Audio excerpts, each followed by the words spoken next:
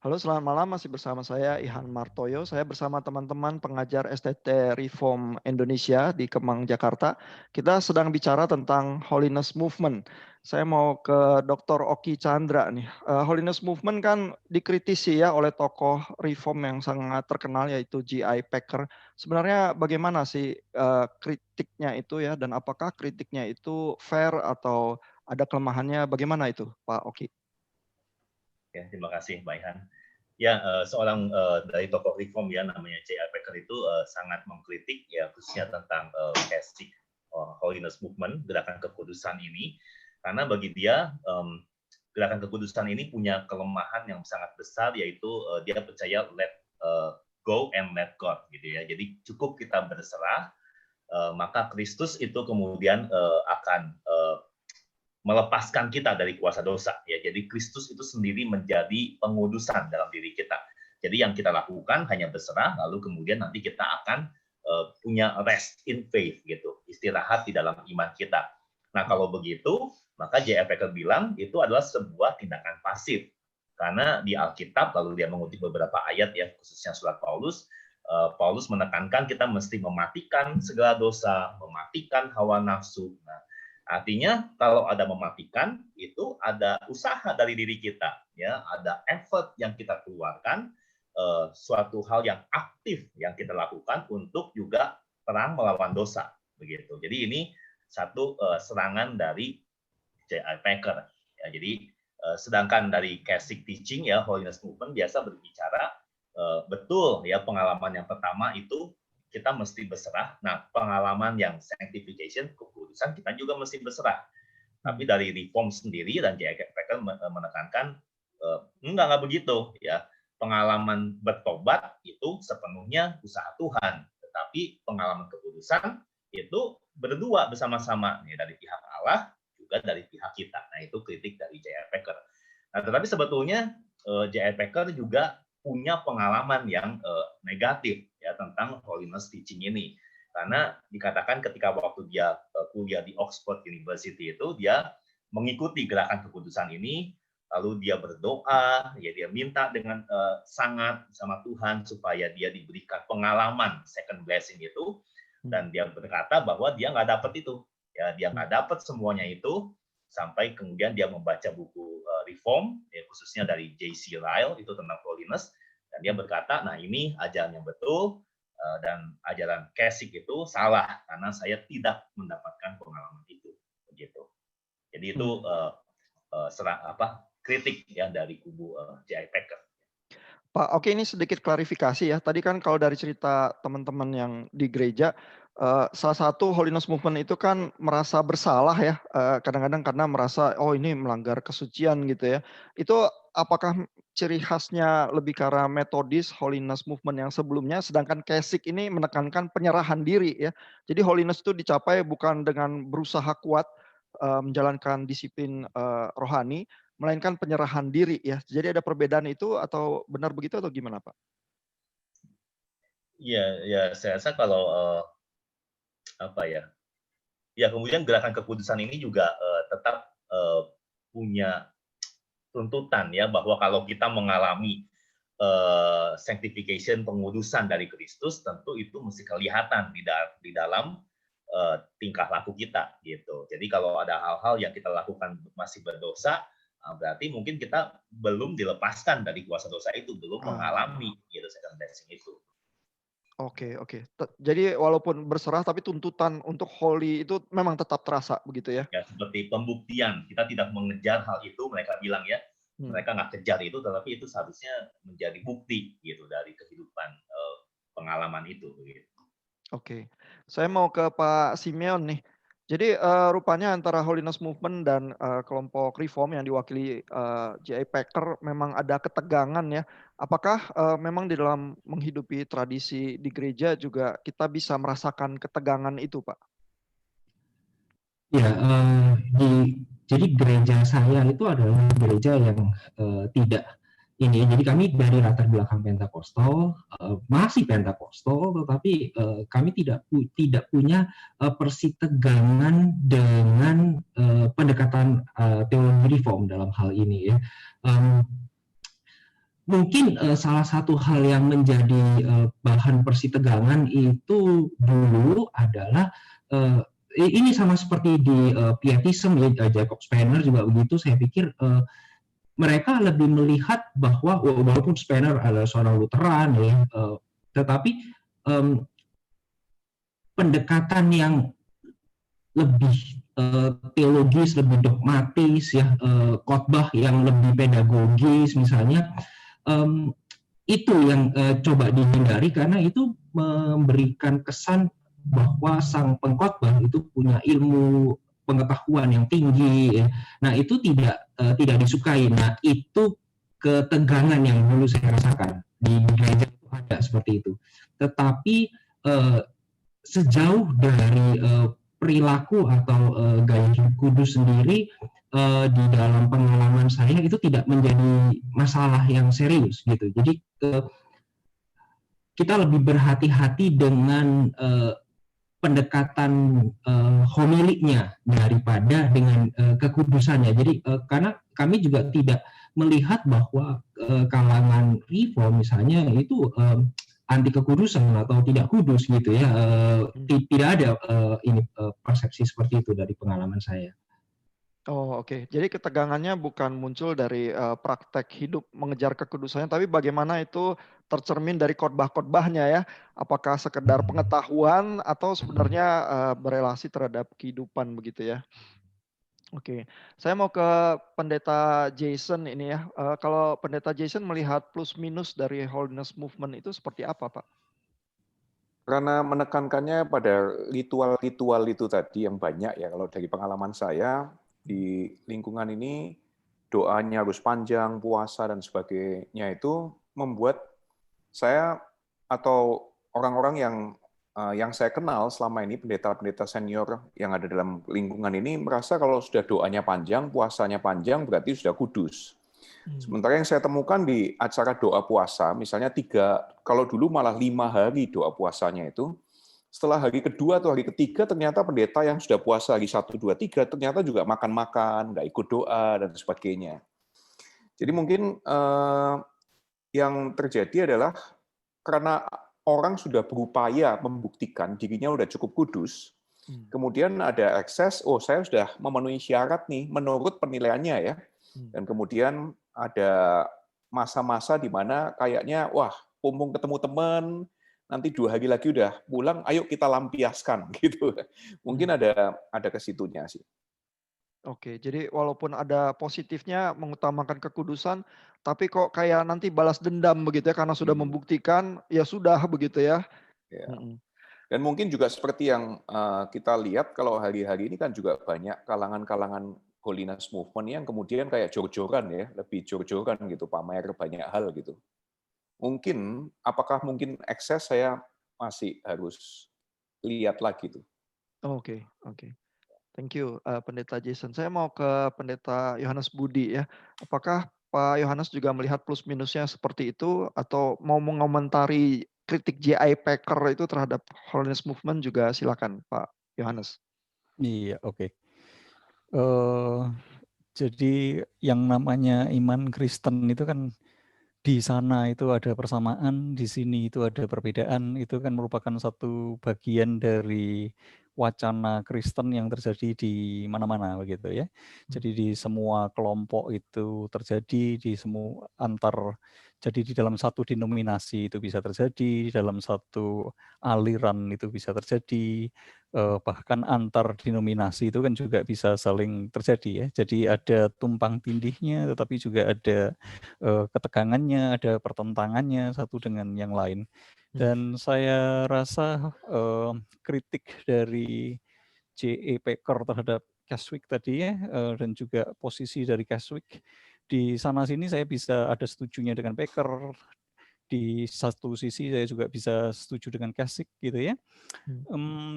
Khususnya ketika J.I. Packer itu memberikan satu kritik bahwa pendekatannya itu merupakan satu pendekatan yang pasif, dan waktu berbicara tentang pendekatan yang pasif, kita juga perlu ingat bahwa itu mungkin pendekatan yang lebih sesuai dengan akar teologi reform yang lebih Agustinian begitu ya.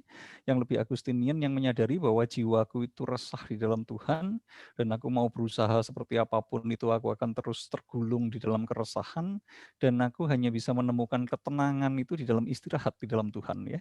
Jadi ketika bertemu dengan Tuhan mengalami istirahat di dalam Tuhan, nah di saat itu aku tidak berusaha lagi tetapi aku itu bersandar kepada tangan Tuhan karena itu tekanannya nanti kan lebih ke anugerah Tuhan yang sepenuhnya itu menopang kita, kemudian nanti di dalam tulip itu dimengerti sebagai total depravity atau radikal ya,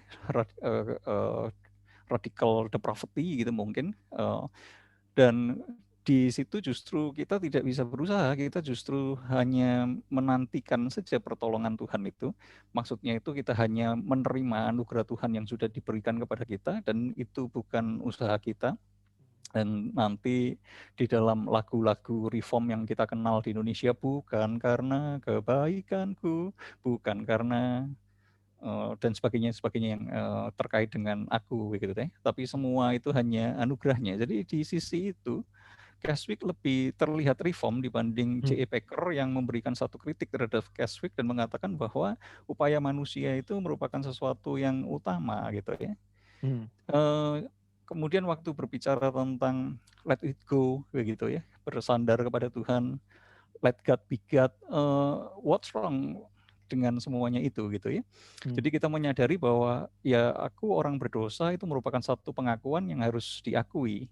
Tanpa kita mengakui bahwa aku orang berdosa, aku orang lemah, aku tidak berdaya, ya anugerah itu tidak terlalu kita butuhkan kalau aku itu bisa dengan upaya aku sendiri begitu ya. Tapi harus mengakui ya aku ini seperti ini dan terkadang itu harus sampai kepada satu pengakuan let it be, ya ini memang aku begitu. Dan aku tidak perlu menyangkali diriku itu yang seperti ini gitu ya.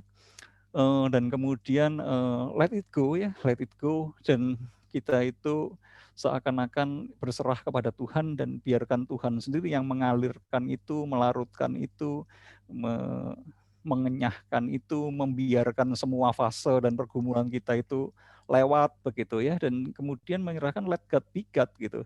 Jadi biarkan Tuhan itu yang menjadi Tuhan, bukan kamu kok Tuhan itu gitu. Bukan kamu kok yang menyelesaikan masalahmu. Dalam hal ini saya rasa tidak bertentangan ya dengan teologi reform. Tetapi begitu berbicara tentang kan dua tahap ya. Jadi anugerah itu dilihat sebagai dua tahap. Orang Kristen itu dilihat sebagai dua tahap. Itu kan di holiness movement seperti itu salah satu ciri khasnya ya. Kalau dulu saya masih berada di golongan holiness movement yang mungkin sampai sekarang saya juga secara institusi tidak lagi banyak terlibat di sana, tetapi seperti di pembicaraan sebelumnya bahwa itu sudah sangat melekat di dalam diri saya gitu ya. Jadi saya dari kecil itu diajarin bahwa orang Kristen itu ada dua golongan orang Kristen. Yang pertama itu orang Kristen halaman begitu, karena selalu berbicara tentang bait suci begitu ya. Bait suci itu ada di halaman dan itu orang Kristen yang duniawi dan itu representasi dari orang Kristen yang ngaku Kristen tapi tidak bertobat, memiliki doktrin yang baik tapi hidupnya nggak keru-keruan, itu adalah orang Kristen halaman. Tapi juga ada orang Kristen kemah suci yang sudah masuk ke dalam kemah suci dan di ruang kudus itu sejak kematian Kristus kan pemisah antara ruang Maha Kudus dan ruang kudus itu sudah dirobek dan kita itu sudah mengalami hadirat Tuhan yang sepenuhnya ketika kita sudah berada di kemah suci itu. Jadi ada dua golongan orang Kristen dan ketika berbicara tentang seketika kita sudah masuk ke kemah suci itu, di situ itu jadi problemnya. Jadi problemnya karena seakan-akan kita sudah melupakan identitas kita bahwa ya tetap aja kita itu manusia gitu ya. Tetap aja kita itu dosa itu masih tetap menjadi bagian dari DNA kita begitu kan ya. Dan struggle dengan dosa itu tetap merupakan sesuatu yang real gitu. Apakah kemudian tiba-tiba kita itu menyangkali semuanya itu gitu. Nah, sampai di situ kita perlu sedikit lebih berhati-hati begitu. Nah, kalau menurut saya sih itu ya. Iya, ada dua komentar yang sangat menarik. Saya pingin satu ke Pak Oki, satu ke Pendeta Jason ya. Jadi tadi dari Pak Yohanes Budi bilangnya adalah yang Kesik movement itu justru lebih reform daripada tokoh reform seperti J.I. Packer. Ini minta komentarnya nih Pak Oki, gimana tuh? Benar nggak Pak? Ya tapi di sisi itu ya saya rasa Pak Yohanes Budi ada betulnya juga gitu kritiknya itu ya. Jadi memang dari kritik Kesik adalah ya dia mengaku itu dari tulisan Puritan juga namanya Walter Marshall. Jadi buat dia bagi kaum Kesik saya juga reform juga sebetulnya gitu. Ya dan maksudnya peperangan melawan dosa seharusnya tidak ada usaha manusia gitu aktifnya gitu, tapi seharusnya betul-betul berserah sebagai tanda bersandar kepada Tuhan. Jadi ya apa yang tadi Pak Yohanes katakan itu memang akhirnya jadi defense ya dari kalangan orang-orang Kesik movement gitu, Holiness movement. Ya. Oh jadi benar ya. Jadi di dalam pergulatan doktrinal yang sangat rumit, tahu-tahu nanti orang karismatik bisa lebih reform daripada orang reform sesungguhnya begitu ya. Dalam hal ini Kesik membuktikan ya alur doktrinalnya mungkin begitu ya, muncul dari tradisi reform sendiri juga begitu ya. Nah saya mau ke Pendeta Jason nih, karena tadi Pak Yohanes Budi bilang karena engkongnya juga yang mempengaruhi kehidupan Pak Yohanes Budi ya. Lalu memang ada ajaran orang Kristen halaman dan orang Kristen kemah suci ya. Apakah itu sebenarnya problematik sehingga sekarang di dalam pola gerejanya Pendeta Jason berusaha membuat pola yang lain atau bagaimana Pak?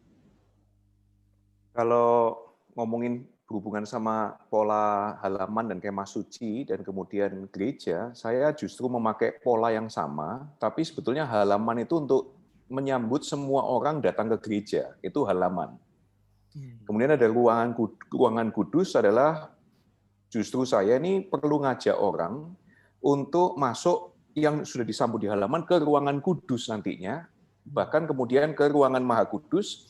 Setelah kita di Maha Kudus ngapain? Melayani lagi orang-orang yang ada di halaman. Itu kali.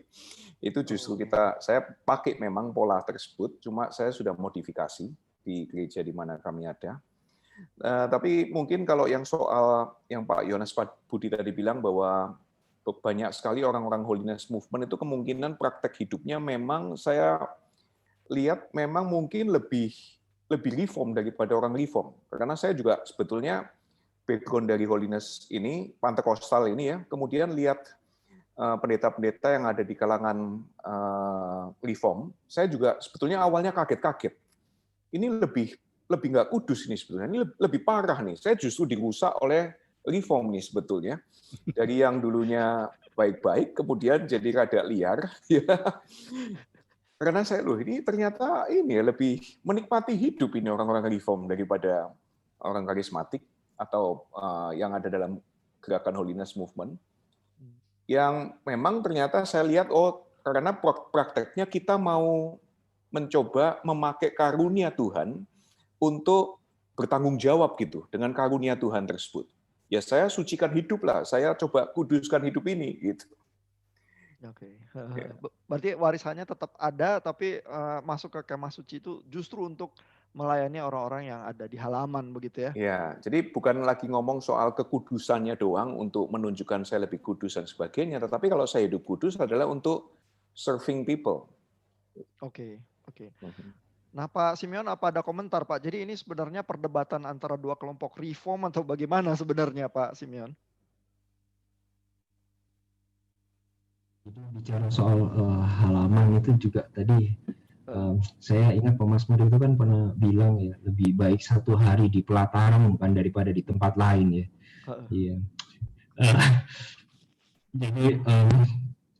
Jadi lebih baik di halaman ya.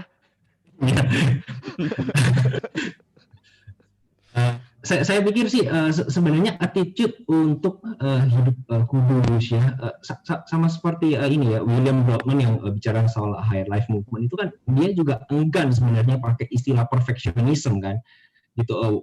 Warfield pun menyadari hal itu, bahwa Blotman sebenarnya berhati-hati dengan istilah perfectionism karena memang upaya untuk menjadi kudus dari kekuatan diri sendiri, saya pikir itu bukan poin dari gerakan ini gitu. Ini sesuatu hal yang kuno sekali kalau di dalam sejarah gereja. Kita juga tahu Anthony the Great misalnya itu menganggap kekudusan sebagai sebuah martyrdom, sebagai sebuah pola hidup martir, karena mereka sudah setelah Konstantin kan mereka nggak bisa martir lagi kan orang-orang Kristen gitu kan, walaupun masih ada ya yang martir, tapi kekudusan itu adalah bagian dari persembahan hidup kepada Tuhan, seperti halnya orang mati martir. Itu bukan satu upaya upaya sinergistik begitu ya untuk mencapai keselamatan, bukan. Ini sesuatu hal yang saya pikir kuno sekali. Theodore Mokswestia juga ngomong soal itu kan, kita hidup baik kudus itu karena kita meneladani Kristus sebagai manusia yang bisa hidup sempurna gitu. Jadi ini bukan persoalan mendapatkan keselamatan atau bukan gitu, kekudusan bagi saya. Oke, terima kasih Bapak-bapak untuk komentarnya. Kita akan ketemu di diskusi yang lain.